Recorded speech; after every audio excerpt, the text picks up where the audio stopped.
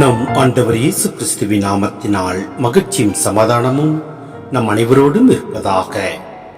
1 கொரிந்தியர் 15:1-8 முடிய.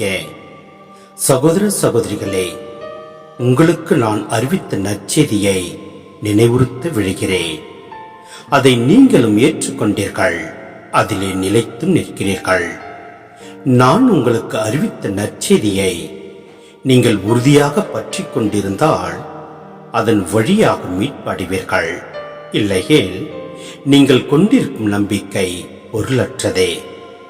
நான் பெற்றுக்கொண்டதும் முதன்மையானதும் என கருதி உங்களிடம் ஒப்படைத்ததும் இதுவே.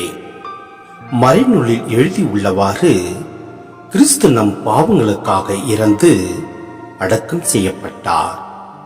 மறைநூலில் எழுதியுள்ளவாறே 3ஆம் நாள் உயிருடன் எழுப்பப்பட்டார். பின்னர் அவர் கேபாவுக்கும் அதன் பின் 12 தோன்றினார். பின்பு 500க்கும் மேற்பட்ட சகோதர சகோதரிகளுக்கு ஒரே நேரத்தில் தோன்றினார்.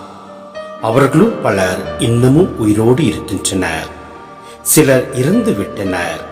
பிறகு யாக்கோப்புக்கும் அதன் பின் திருத்தூதர் அனைவருக்கும் தோன்றினார். எல்லாருக்கும் கடைசியில் காலம் தப்பி பிறந்த குழந்தை போன்ற எனக்கும் தோன்றினார்.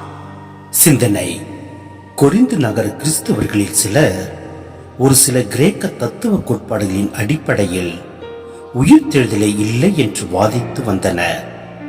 பவுல் அதை எதிர்த்து உயிர்த்தெழுதலை கிறிஸ்துவ நம்பிக்கைக்கு அடிப்படை என்று வலியுறுத்துகிறார். ஆட்சியாளர் அதிகாரம் செலுத்துவோர், வலிமை உடையோர் இவை பவுலின் காலத்தில் மக்கள் நம்பிய உலகு சார்ந்த சில சக்திகளாகும். கடவுளின் அருளையும் பராமரிப்பையும் நாம் நேரடியாக அனுபவிக்க இவை தடையாக இருந்தன என மக்கள் நம்பினர். இவை வேரோடு அழிக்கப்படும் என்று பவுல் இங்கு கூறுகிறார்.